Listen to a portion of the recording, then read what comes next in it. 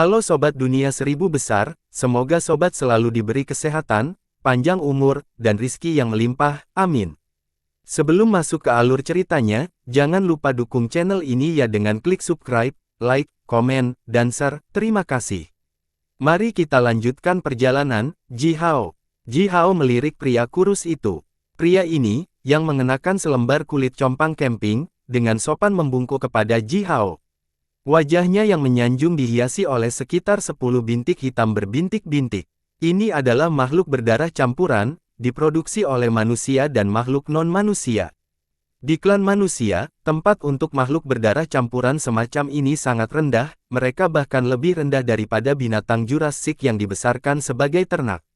Biasanya, semua pekerjaan kotor, melelahkan, dan berbahaya akan diberikan kepada mereka. Yang ini bersembunyi di antara para budak non-manusia yang ditangkap sepanjang jalan. Baru saja, ketika Ji Hao menyeret para prajurit klan Keratinta yang hampir bangkit dalam pemberontakan, dia telah menonton sepanjang waktu. Sekarang, dia tiba-tiba muncul dan menempatkan cukup banyak uang di depan Ji Hao. Apa artinya ini? Ji Hao mengguncang tas kulit yang dipegang di tangannya dan bertanya. Belum lagi kotak koin giok, mutiara, batu giok, emas, dan batu permata yang terkandung di dalam tas itu bernilai puluhan ribu koin giok, dan tas kulit ini sendiri, di antara seluruh umat manusia, hanya istana Majus yang dapat menghasilkan alat penyimpanan sihir dengan stabil. Tetapi outputnya agak rendah, dan pasokan selalu kurang dari permintaan. Tas kulit yang memiliki kapasitas sedang tidak bernilai apa-apa di dunia non-manusia, tetapi di dunia manusia, ini bisa bernilai setidaknya 100.000 koin giok. 100.000 koin giok bukanlah jumlah uang yang kecil sama sekali. Cukup untuk membeli sebidang tanah besar di kota Puban dan membangun properti yang kokoh. Dalam beberapa hari ini, sesuatu akan terjadi.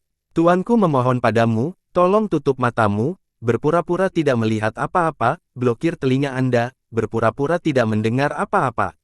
Tolong, pegang gelas anggur dan daging panggang dengan tanganmu, bukan senjata. Pria ini dengan hati-hati menundukkan kepalanya dan bergumam dengan suara rendah. Ji Hao mencibir dan bertanya, ingin aku tetap keluar? Apa yang ingin kamu lakukan? Pria kurus itu merentangkan tangannya, membungkuk dalam-dalam kepada Ji Hao dan berkata, untuk niat tuan kita, budak rendah seperti kita tidak pernah bisa memperkirakan. Ini adalah hadiah kecil yang dipersembahkan oleh tuan kita. Jika Anda suka, tuan kami mengatakan bahwa dia memiliki beberapa anak perempuan yang belum menikah. Masing-masing dari mereka sangat indah, dan Anda dapat memilih beberapa dari mereka. Pertama mencoba menggoda Ji Hao dengan uang, lalu dengan gadis-gadis cantik. Ji Hao tetap diam, sementara pria itu melanjutkan, tuan kami berkata, Anda dihargai oleh Tuan Si Wenming, yang membuktikan bahwa Anda memiliki potensi untuk menjadi makhluk yang benar-benar kuat, dan garis keturunan dari makhluk kuat manapun sangat berharga. Tuanku bersedia memiliki garis keturunanmu di klan kami dengan putrinya sendiri. Di masa depan, kamu juga akan bisa mendapatkan dukungan kekuatan penuh yang diberikan oleh klan tuanku. Ji Hao menimbang tas kulit di tangannya, lalu terkekeh. Dia membuka tas kulit, mengambil mutiara, batu permata, emas dan batu giok dan benda-benda lain yang terkandung di dalamnya, segenggam demi segenggam, lalu membuangnya dengan seluruh kekuatannya ke daerah sekitarnya.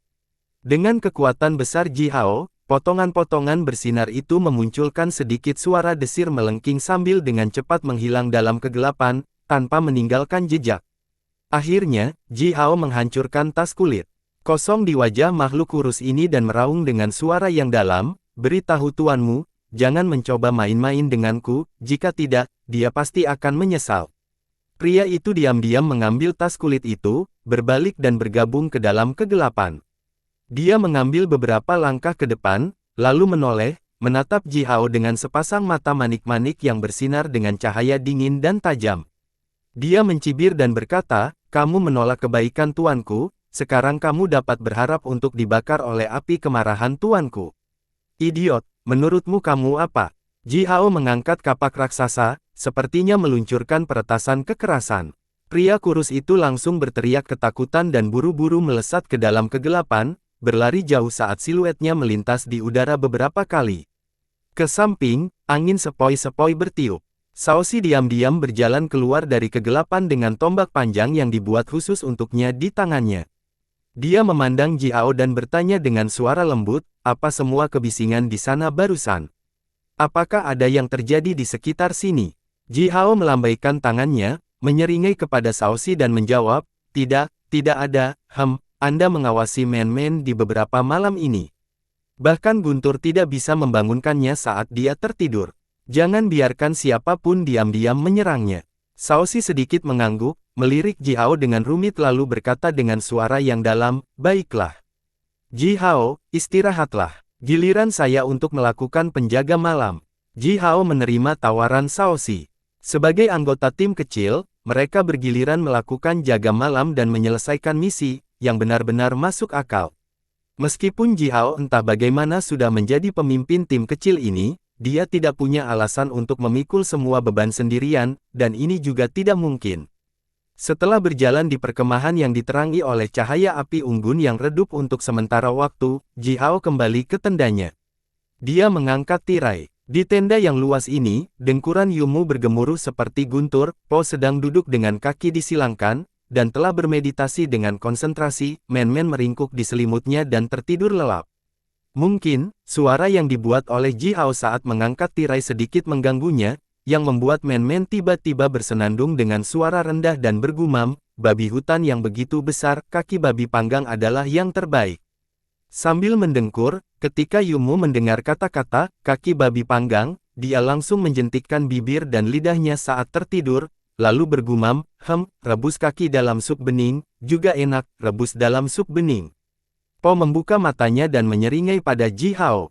Keduanya bahkan bisa melakukan percakapan tanpa bangun, dan percakapan mereka adalah tentang makanan. Ji Hao menyeringai kembali pada Po sambil mengangguk. Dia tidak mengatakan apa-apa. Sebaliknya, dia diam-diam duduk di tenda, menyilangkan kakinya juga.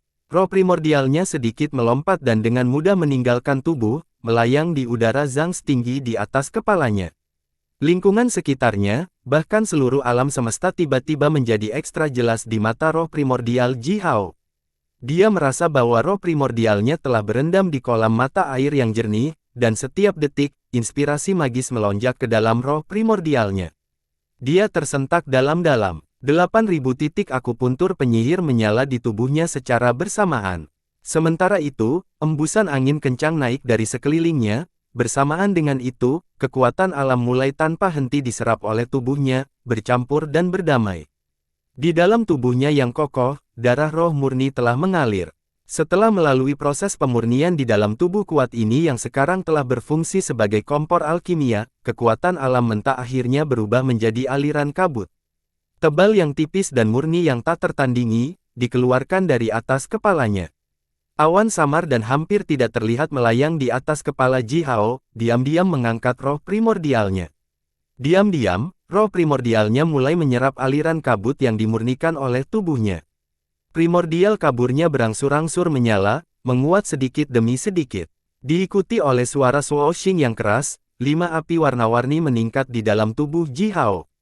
Tingkat transformasi kekuatan alam meningkat tajam sekali lagi. Diam-diam, meridiannya mengembang dan menguat satu demi satu, karena banyak titik akupuntur magus baru terbangun dan menyala. Segera, beberapa titik akupuntur magus lainnya dibangunkan oleh kekuatan alam yang melonjak ke dalam mereka. Magus acupoints terbangun satu per satu. Hanya dalam waktu sekitar 2 jam, Ji Hao telah menyelesaikan kultivasi yang biasanya membutuhkan waktu 1 tahun penuh untuk diselesaikan oleh penyihir senior biasa. Dalam cahaya redup malam, Shaoxi diam-diam berpatroli di dalam perkemahan. Prajurit yang bertugas penjaga sebagian besar bersembunyi di pos penjaga dan tertidur. Mereka sama sekali tidak khawatir tentang beberapa prajurit budak atau budak yang melarikan diri. Beberapa prajurit di shift tengah malam masih memegang kulit anggur mereka dan meminum anggur. Shaoxi mengerutkan kening, memandang para prajurit yang tidak disiplin dari klan Keratinta ini, dan sedikit mengayunkan tombak panjang yang dipegang di tangannya. Banyak hal terkutuk. Dengan dingin, Shaoxi berkata dengan suara yang dalam, jika musuh menyerang sekarang, kalian semua akan mati. Tiba-tiba, daun telinga Shaoxi yang berbentuk sempurna sedikit bergetar. Dia mendengar beberapa suara yang seharusnya tidak ada dan merasakan bau aneh.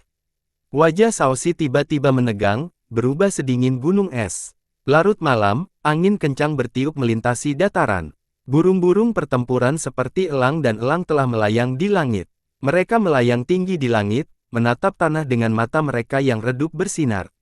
Pemiliknya tidak bersama mereka. Sebaliknya, para prajurit itu meringkuk di samping api unggun yang hangat di tanah atau sudah tertidur lelap karena mabuk.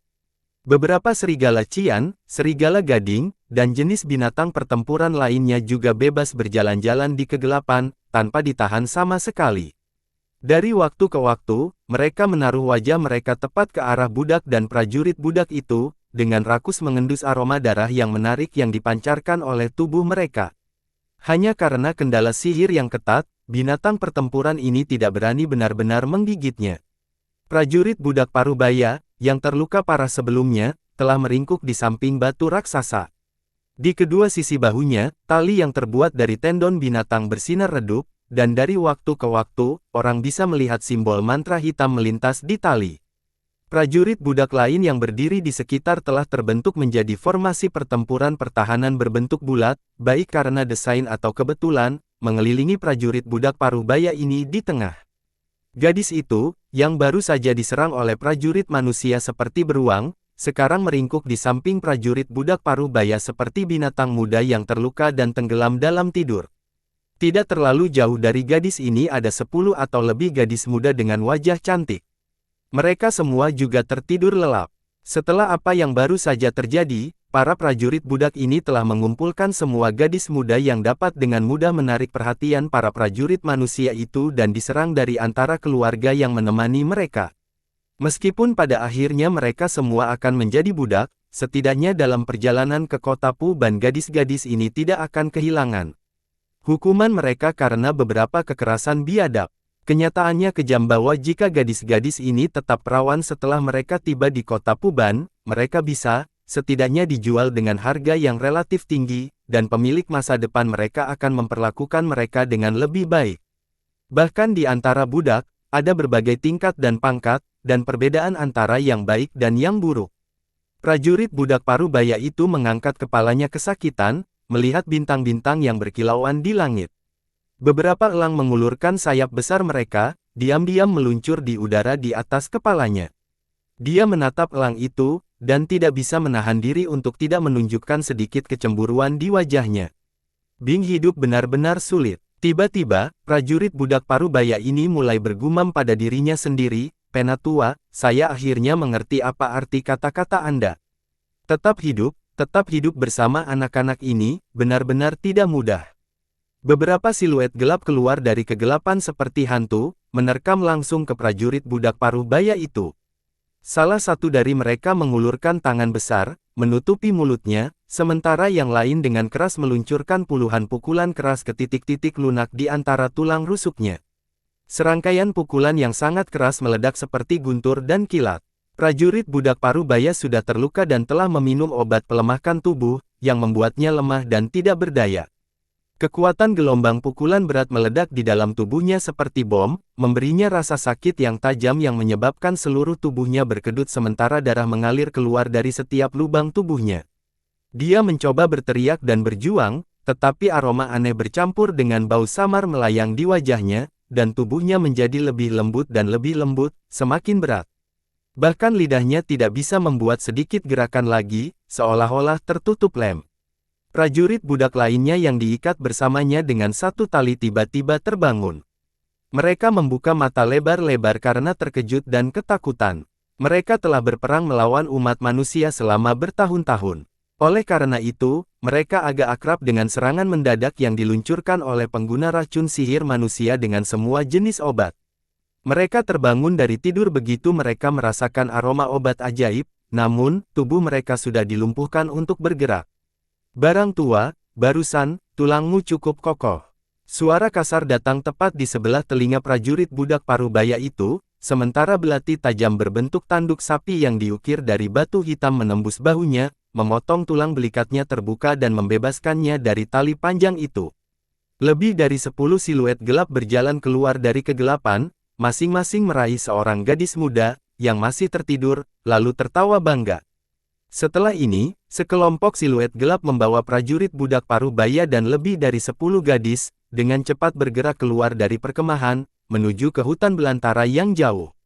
Dalam perjalanan mereka, beberapa prajurit klan Keratinta terbangun oleh suara yang mereka buat dan melihat sekelompok orang ini. Namun, mereka hanya tertawa terbahak-bahak dan mengukuhkan yang menggoda. Beberapa prajurit yang terjaga itu bahkan berdiri dengan terhuyung-huyung, menjatuhkan kulit anggur yang dipegang di tangan mereka dan mengikuti di balik siluet gelap itu, bergabung dengan kelompok. Segera, kelompok ini telah berkembang menjadi hampir 100 orang. Mereka mencapai daerah liar lebih dari 10 mil jauhnya dari perkemahan. Prajurit budak Parubaya itu dilemparkan dengan keras ke tanah, dan 4 pedang panjang menembus tubuhnya secara bersamaan. Tubuh prajurit budak Parubaya bergerak-gerak hebat, keempat anggota tubuhnya semuanya tertusuk oleh pedang panjang itu. Dan dipaku dengan kuat di tanah. Hal lama, sepertinya kamu cukup masalah besar di antara orang-orangmu. Tidak heran putrimu sangat cantik. Prajurit manusia kokoh yang tubuhnya ditutupi rambut hitam lebat dan tampak seperti beruang hitam, orang yang telah dipukuli oleh Ji Hao sebelumnya, berjalan dengan tubuhnya bergoyang. Dia kemudian dengan kasar melemparkan beberapa tendangan ke kepala prajurit budak Parubaya itu. Brengsek, baru saja, jika bawahanmu tidak berteriak dan berteriak, menarik kecil itu, Ji Hao, aku sudah mencapai kesenanganku. Menerobos pria seperti beruang ini dengan marah, tapi tidak apa-apa. Sekarang juga belum terlambat. Malam itu masih panjang, cukup untuk memungkinkan saya dan semua saudara laki-laki saya bersenang-senang. Puluhan prajurit klan Keratinta berkumpul sambil tertawa. Lebih dari 10 gadis non-manusia itu telah terbangun dari mimpi mereka. Dengan putus asa dan menakutkan, mereka melihat siluet gelap tinggi dan raksasa yang mendekat dari segala arah. Mereka gemetar hebat, mencoba berteriak minta tolong, tetapi obat ajaib yang baru saja digunakan oleh prajurit klan Keratinta pada mereka membuat mereka tidak membuat suara sekecil apapun.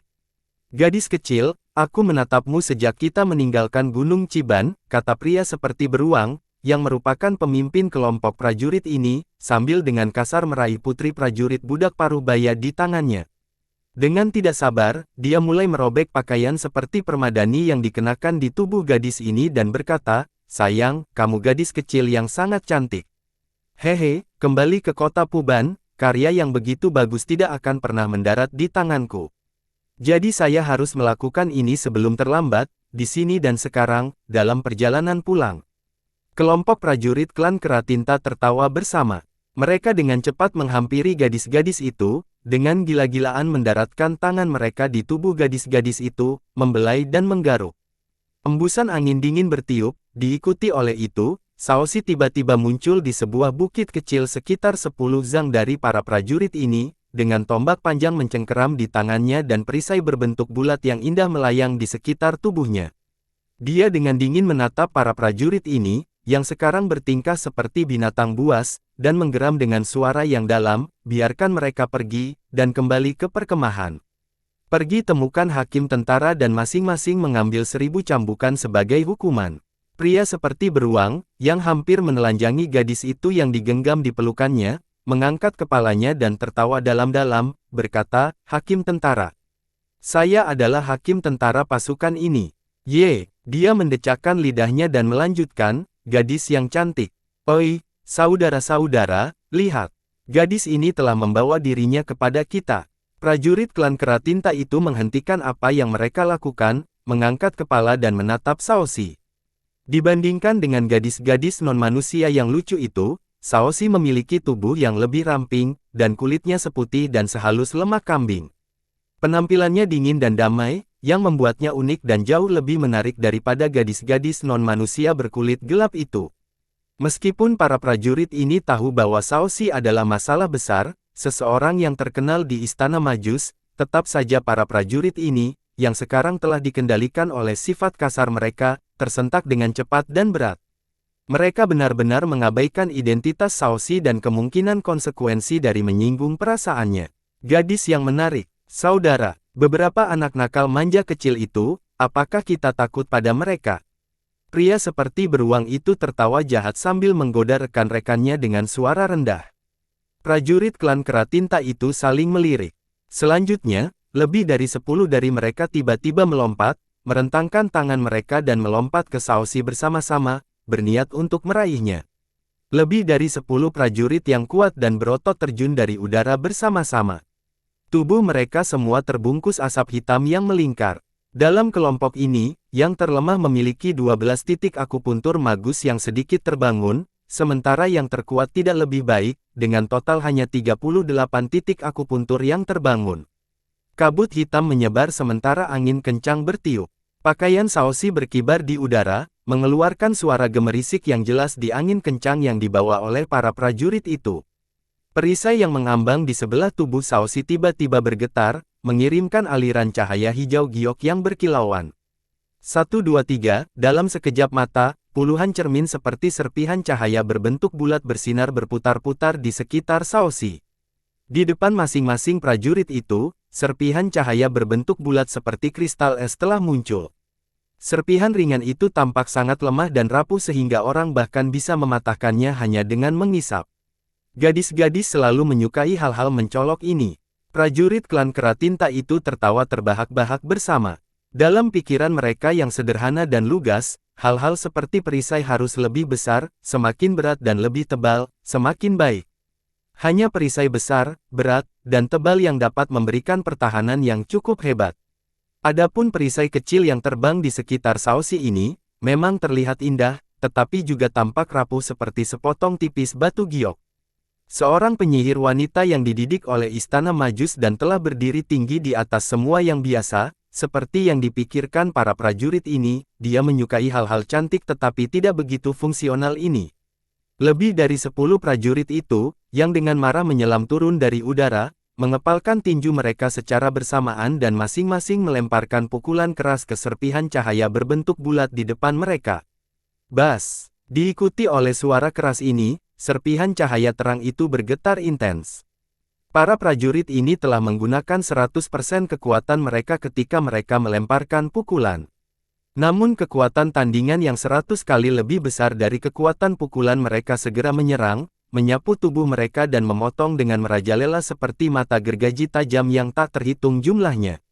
Lengan berotot para prajurit ini meledak. Suatu kali setelah kulit mereka robek dan darah keluar. Dari serpihan cahaya yang indah seperti batu giok yang berkilauan itu, aliran dingin yang menakutkan naik, segera membekukan lengan mereka yang patah. Lengan para prajurit ini disegel dalam es yang membeku sebelum mereka merasakan sakit yang dibawa oleh kegembiraan lengan mereka. Mereka tidak bisa merasakan sakit lagi, dan selanjutnya, seluruh tubuh mereka disegel dalam potongan es utuh dan tebal. Lebih dari 10 potongan es biru tua menggelegar keras ke tanah. Telah dibekukan oleh dingin yang dilepaskan dari potongan-potongan es gelap besar ini, lapisan kabut putih dan dingin yang kabur tumbuh dari sekitarnya, melingkar di sekitar potongan-potongan es itu. Hujan di bawah cahaya warna-warni yang dipancarkan dari bintang-bintang di langit, aliran cahaya dinamis berwarna berbeda muncul di permukaan potongan es raksasa ini. Ditambah dengan kabut yang melingkar, pemandangan ini terlihat agak indah. Namun, aura pembunuhan yang tak terbatas terkandung dalam potongan-potongan es gelap yang sangat indah ini. Ini adalah pertama kalinya Shaoxi benar-benar menggunakan perisai yang dibuat Yu Yu untuknya terutama untuk menangkis musuh. Dia bahkan tidak bisa bermimpi bahwa selain kekuatan pertahanan yang hampir tak terkalahkan dari perisai ini, itu juga memiliki kematian yang begitu besar. Itu lebih dari 10 penyihir senior.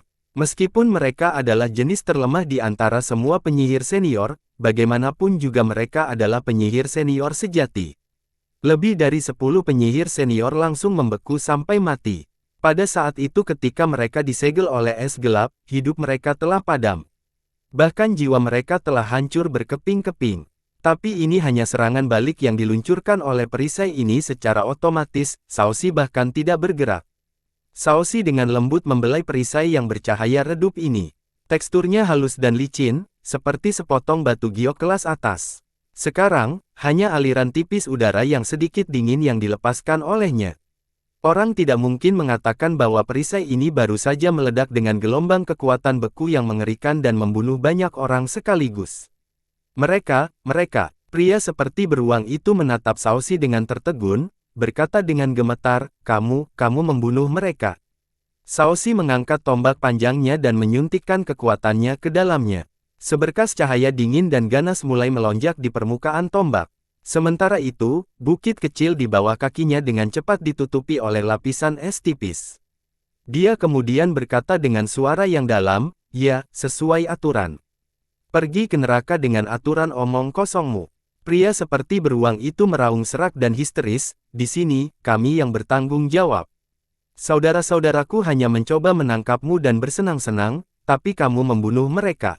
Kamu jalang." Menjatuhkan gadis non-manusia yang dipegang di tangannya, pria seperti beruang ini kemudian mengeluarkan pedangnya dan menggeram, "Saudaraku. Bersama, mari kita tangkap pelacur kecil ini, dan kita akan menidurinya sampai mati." Puluhan prajurit klan Keratinta menggertakkan gigi mereka dan mencabut pedang mereka bersama-sama.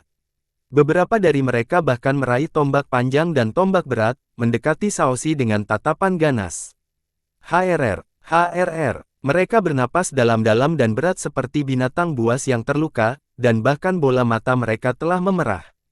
Pria seperti beruang itu kemudian berteriak, "Kamu membunuh mereka." Saudara-saudaraku akhirnya berjuang keluar dari tangan monster non-manusia itu. Mereka memiliki istri dan anak-anak di rumah mereka. Mereka memiliki abas dan amas yang bergantung pada mereka.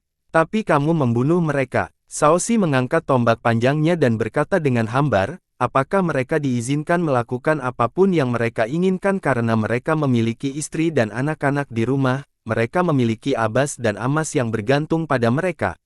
Bisakah mereka melanggar peraturan militer dan melakukan hal-hal buruk sebanyak yang mereka suka? Kalian, apa yang membuatmu berpikir bahwa kamu begitu istimewa? Membunuh." Pria seperti beruang itu tidak dapat menemukan kata apapun untuk membantah Shaoxi. Dia hanya bisa mengubah semua rasa malu dan kemarahan yang teredam di dadanya menjadi raungan. Membunuh. Puluhan prajurit kekar berlari, melancarkan serangan mereka ke Shaoxi bersama-sama. Shaoxi berteriak sedikit, setelah itu, tombak panjang yang memegang di tangannya tiba-tiba berubah menjadi sambaran petir putih, melesat lurus keluar. Tombak panjang itu terbang keluar dari tangan Shaoxi, menembus dada pria seperti beruang itu, lalu melintas di udara dan langsung kembali ke tangan Shaoxi.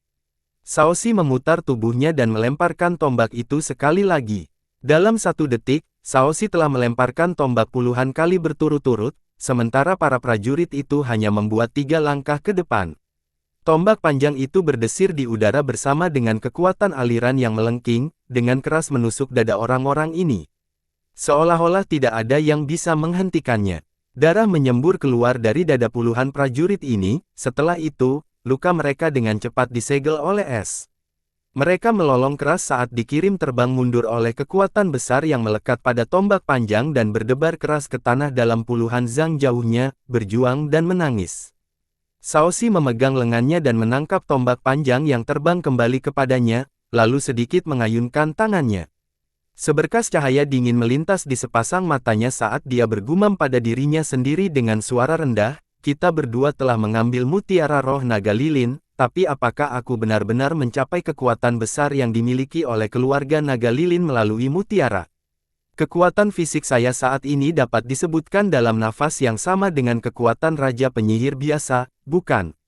Setelah saya benar-benar menyerap mutiara itu, seberapa kuat saya?" Dia kemudian memegang tombak panjang, memunculkan embusan angin yang ganas. Setelah itu, Shaoxi mengerutkan alisnya, sepertinya mengkhawatirkan sesuatu. "Taixi, hal yang tidak berguna itu, kecuali satu kemampuan khusus umum dari keluarga naga lilin, dia sebenarnya tidak mencapai apa-apa. Saudara laki-laki yang tidak berguna ini, aku harus mencari seorang wanita sesegera mungkin dan menikahikannya dengannya." Dari kejauhan, serangkaian langkah kaki yang tidak teratur datang. Puluhan prajurit klan Keratinta bergegas dengan langkah besar. Tak satu pun dari mereka memiliki baju besinya yang berpakaian dengan benar. Binatang pertempuran terbang dengan cepat melayang di atas kepala Shaoxi. Segera, seluruh pasukan prajurit klan Keratinta datang ke tempat kejadian. Mereka semua mengangkat senjata yang dipegang di tangan mereka saat mereka melihat klan mereka yang mati yang disegel dalam es, dan beberapa lainnya yang tergeletak di tanah, berkedut dan menangis. Mereka memandang Shaoxi seolah-olah mereka sedang melihat monster non-manusia di medan perang. Mereka semua tahu tentang Shaoxi. Mereka tahu bahwa Shaoxi ditunjuk oleh para pemimpin tingkat tinggi umat manusia, yang bertugas memimpin mereka, mengawal tawanan itu kembali ke kota Puban. Tetapi pada saat ini, mereka menargetkan Shaoxi dengan senjata mereka, seolah-olah Shaoxi adalah salah satu monster non-manusia, salah satu musuh mematikan mereka.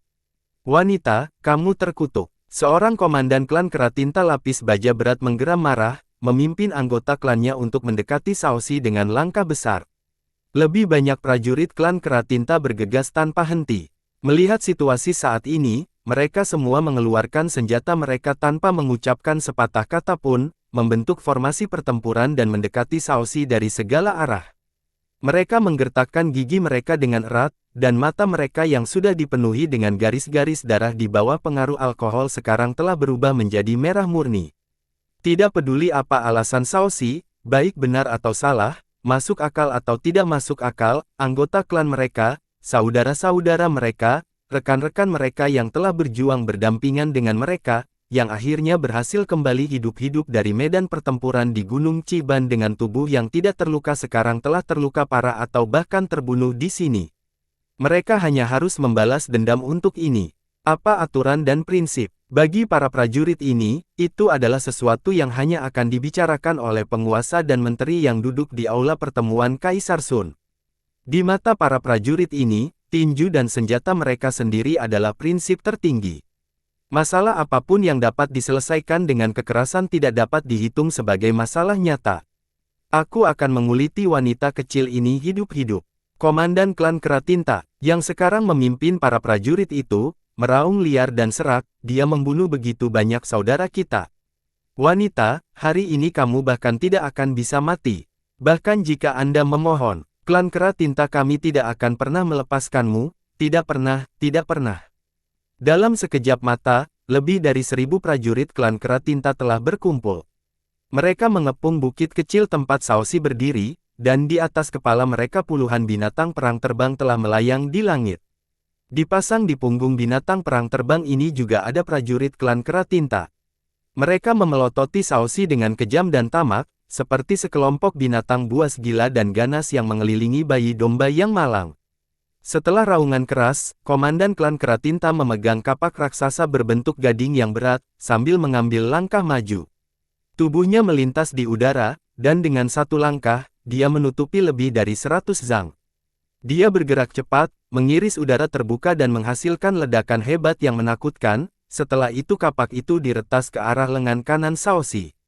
Memotong lengan kanan Shaoxi dan menangkapnya hidup-hidup alih-alih membunuhnya, lalu menghukumnya dengan cara yang paling kejam. Ini adalah ide umum yang dipegang oleh semua prajurit klan Keratinta sekarang. Tubuh Shaoxi tetap tidak tergerak. Diam-diam, perisai berbentuk bulat yang mengambang di sekitar tubuhnya melawan kapak raksasa. Kapak itu dengan keras meretas perisai bundar. Perisai itu melepaskan cahaya yang menusuk mata. Pada saat berikutnya, kekuatan tandingan yang sangat besar, yang 100 kali lebih besar dari kekuatan yang dihasilkan oleh kapak, meraung kembali. Kapak raksasa, yang tertutup simbol mantra, tiba-tiba meledak. Komandan klan Keratinta melolong serak kesakitan karena lengannya sudah dihancurkan. Shaoxi memegang lengan kanannya dan seketika, tombak panjangnya menembus perut komandan klan Keratinta ini, mengirimnya terbang mundur bermil-mil bersama dengan lolongan serak kesakitannya. Anda, Shaoxi memandang prajurit klan Keratinta ini, lalu menutup mulutnya dengan erat. Dia melihat kegilaan yang terkandung di mata para prajurit ini semakin ganas.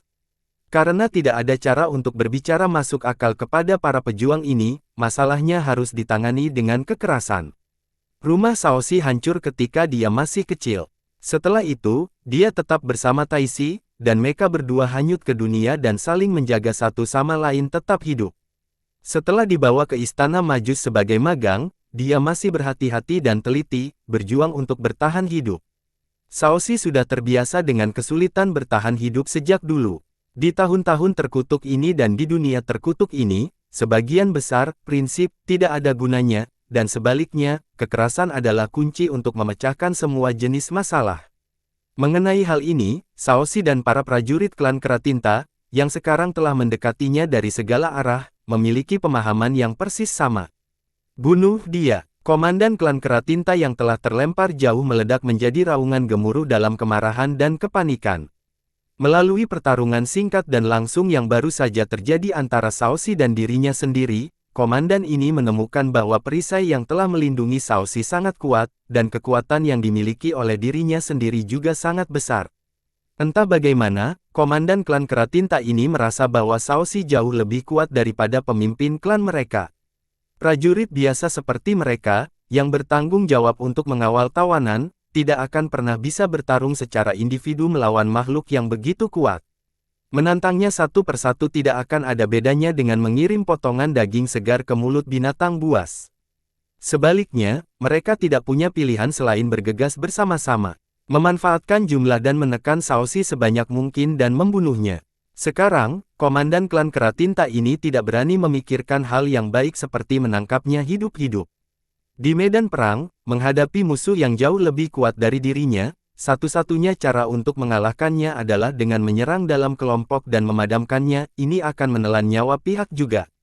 Jika mereka bersikeras menangkap Shaoxi hidup-hidup, mereka harus membayar harga yang lebih besar, yang mungkin ratusan kali lebih besar dari harga yang telah mereka bayarkan. Lebih banyak prajurit klan Keratinta datang dari segala arah. Banyak dari mereka tidak berada di bawah komando Ji Hao. Sebaliknya, mereka berasal dari pasukan pengawal tawanan lainnya. Mereka semua berasal dari klan Keratinta. Mereka semua adalah anggota klan, berbagi kebencian pahit terhadap musuh. Mereka mengeluarkan senjata mereka, menerkam Shaoxi satu demi satu tanpa mengajukan terlalu banyak pertanyaan atau memikirkan prinsip apapun. Di udara, binatang perang terbang melayang-layang, menunggu kesempatan untuk menyerang. Di tanah, ribuan prajurit klan Keratinta telah menyerang Shaoxi sama sekali, sejumlah besar binatang pertempuran dicampur dalam kelompok prajurit, menerkam Shaoxi juga. Shaoxi mengangkat tombak panjang yang dipegang di tangannya dan berkata dengan suara rendah, "Naga lilin, makhluk ajaib kuno berbentuk seperti naga tetapi bukan salah satu jenis naga. Naga lilin dapat mengontrol ruang dan waktu. Saya telah menyerap mutiara roh naga lilin, apa yang aku capai jauh lebih dari kekuatan besar dari jenis naga lilin." Saat tubuhnya melintas, Shaoxi tiba-tiba menghilang dari puncak bukit kecil, dan pada saat yang sama, dia muncul kembali di mana sebagian besar prajurit klan Keratinta berkumpul. Tombak panjang yang dipegang di tangannya berdesir dan segera menerjang puluhan kali, memunculkan serangkaian suara senjata tajam yang tak ada habisnya yang menusuk tubuh manusia. Puluhan prajurit klan Keratinta memiliki tulang belakang mereka tertusuk dan dikirim terbang oleh tombak panjang Shaoxi. Saat tulang belakang mereka terluka, prajurit klan Keratinta ini tidak bisa bergerak untuk sementara waktu. Kekuatan es yang kuat yang terkandung dalam tombak yang menempel pada luka mereka, dengan kuat menyegelnya dengan es gelap. Meskipun mereka semua telah berusaha agak keras untuk meningkatkan darah roh mereka, es gelap yang tertutup pada luka mereka tidak menunjukkan tanda-tanda mencair. Puluhan prajurit klan Keratinta segera kehilangan kapasitas bertarung mereka, dan sekarang hanya bisa berbaring di tanah dan melolong keras. Puluhan senjata berat dan tajam meretas Shaoxi dari berbagai arah. Namun, tubuhnya menghilang sekali lagi, dan pada saat yang sama, dia tiba-tiba muncul kembali 100 zang jauhnya, di kelompok prajurit klan Keratinta lainnya. Tidak ada jejak berlari atau terbang. Dia benar-benar menghilang lalu tiba-tiba muncul kembali. Dalam satu saat, dia merobek ruang terbuka dan langsung pindah ke ratusan zang jauhnya, yang disebabkan oleh kemampuan khusus lain yang diperoleh Shaoxi setelah dia menyerap mutiara roh naga lilin, teleportasi. Shaoxi tidak cukup kuat, oleh karena itu, pada tahap saat ini, dia bisa berteleportasi dengan bebas di dalam area yang memiliki radius paling banyak 1 mil. Namun demikian, ketika menggunakan kemampuan ini dalam pertempuran nyata, ini membuatnya tampak seperti dewa atau iblis, memukau semua prajurit klan Keratinta itu. Lebih banyak lanjis dikirimkan, dan lebih banyak prajurit klan Keratinta melolong kesakitan saat dikirim terbang ke langit oleh tombak panjang Shaoxi. Pada saat berikutnya, Shaoxi muncul kembali di tempat lain, meluncurkan gelombang serangan mendadak lainnya pada prajurit klan Keratinta. Para prajurit itu sama sekali tidak siap.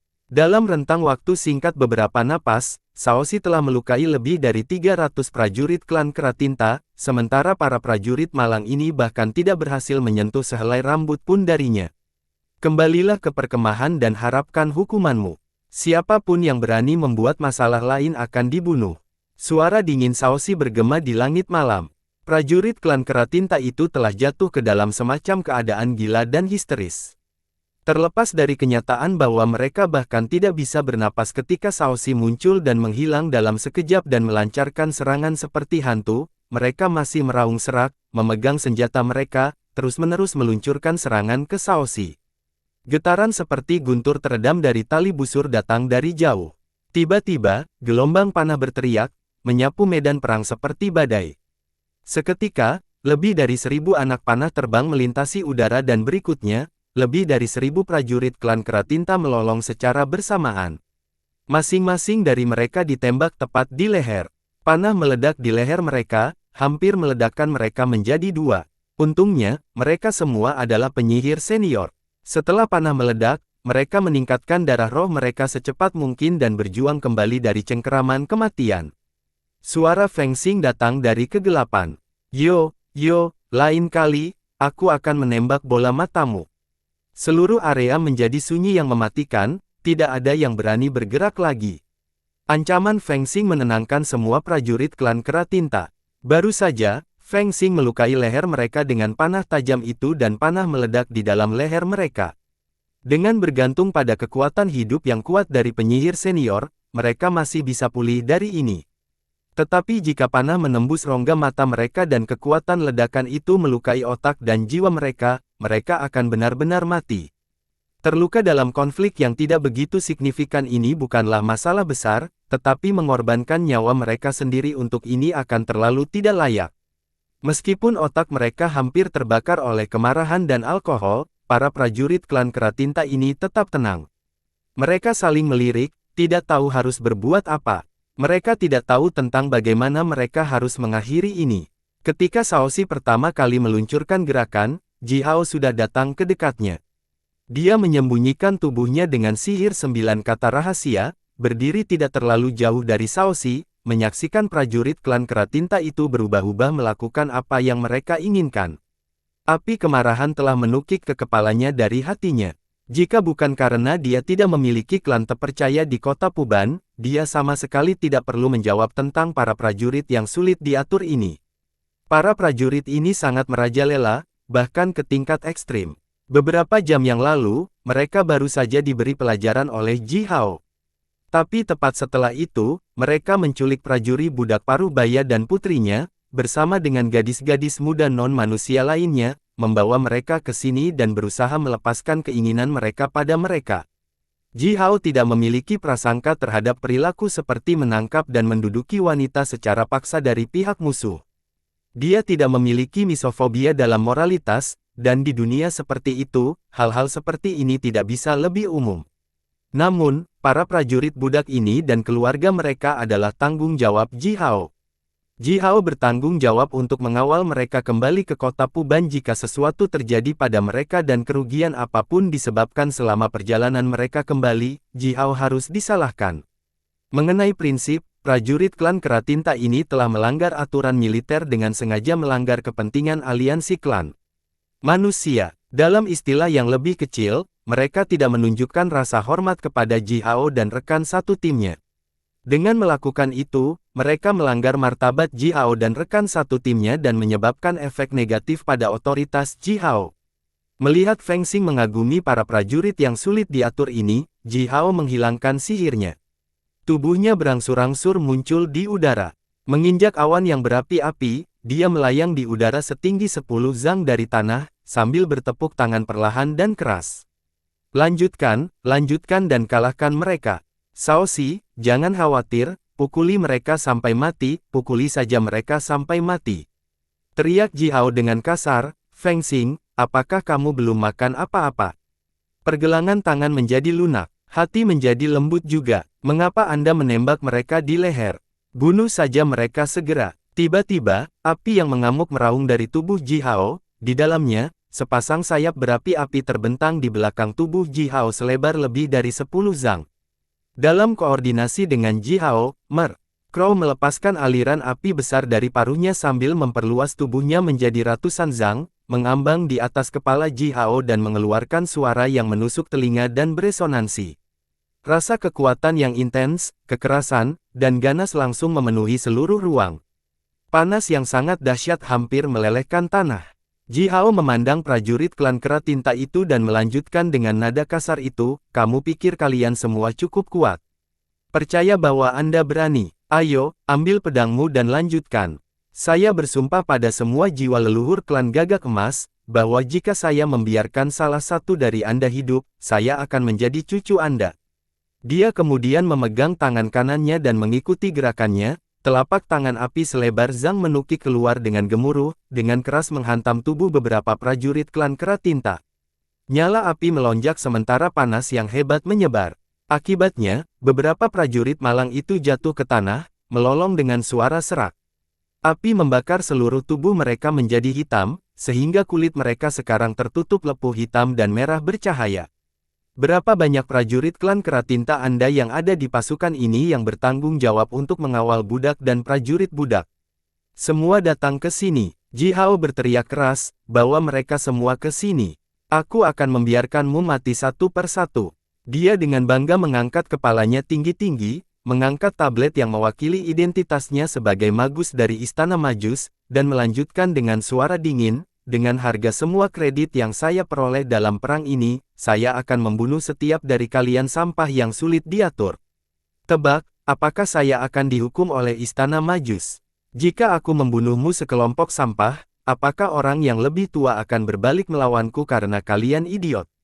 Saya meyakinkan Anda jika klan Kera Tinta Anda masih tidak dapat mengetahui apa yang benar dan apa yang salah, di masa depan, semua anak-anak Anda yang Anda kirim ke Istana Magi sebagai magang akan menjadi..." Hehe, Ji Hao tidak menyelesaikan kalimatnya, hanya mencibir aneh dan menyeramkan. Penampilan semua prajurit klan Kera Tinta berubah seketika. Mereka saling melirik, bertukar pikiran dengan mata mereka, tetapi tidak berani mengeluarkan suara apapun.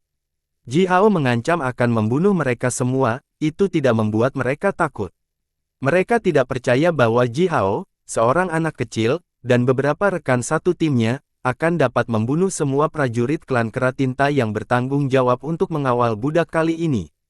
Tapi Ji Hao mengancam akan melakukan hal-hal buruk kepada anak-anak muda dari klan mereka, yang berada di Istana Majus sebagai magang.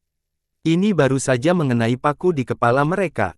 Siapapun yang tahu bahwa Istana Majus memiliki posisi khusus di kota Puban, dan setiap anak yang dikirim ke Istana Majus adalah elit sejati di antara para elit.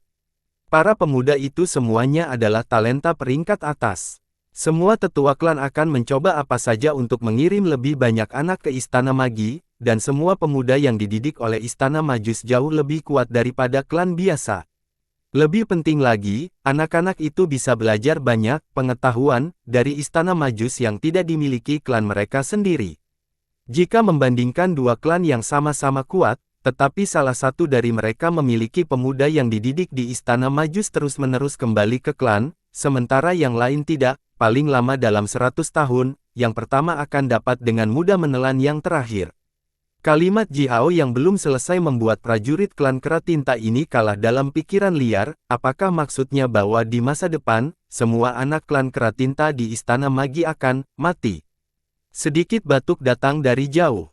Dua pria parubaya yang mengenakan baju besi kulit berjalan menuju Ji Hao dengan cepat. Dari kejauhan, wajah mereka sudah dipenuhi dengan senyum besar yang menyanjung, sementara pinggang mereka tertunduk. "Tuan Ji Hao, itu semua karena hal-hal sembrono yang tidak tahu apa-apa. Kami sangat menyesal bahwa mereka telah menyinggung perasaanmu," kata salah satu dari dua pria parubaya yang telah berjalan ke arah Ji Hao dan membungkuk dalam-dalam padanya. "Kami gagal mendisiplinkan mereka dengan baik. Idiot-idiot ini terlalu sulit diatur, tapi tolong jangan salahkan mereka. Kami pasti akan menghukum mereka dengan berat setelah kami kembali," lanjut pria ini.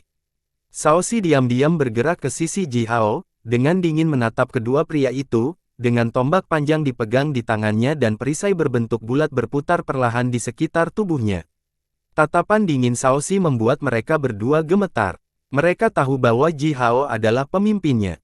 Oleh karena itu, mereka menyeringai lebih besar dari wajah mereka, tanpa henti meminta maaf atas pelanggaran yang dilakukan pada Ji Hao dan rekan satu timnya oleh anggota klan mereka. Perilaku dan bahasa mereka yang rendah hati bahkan membuat para prajurit klan Keratinta itu, yang berada di tempat kejadian dan menyaksikan ini, tersipu karena malu. Namun, tidak ada prajurit klan Keratinta yang mengatakan apa-apa. Jelas bahwa kedua pria ini memegang posisi tinggi di klan Keratinta. Kamu, Ji Hao memandang kedua pria ini. Mereka bukan dari pasukan Ji Hao, dan oleh karena itu Ji Hao benar-benar tidak tahu tentang identitas mereka. Keduanya buru-buru menceritakan nama mereka.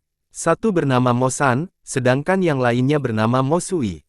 Mereka adalah saudara darah, juga prajurit besar dari klan Keratinta. Posisi mereka kira-kira sama dengan posisi pemimpin prajurit klan Gagak Emas.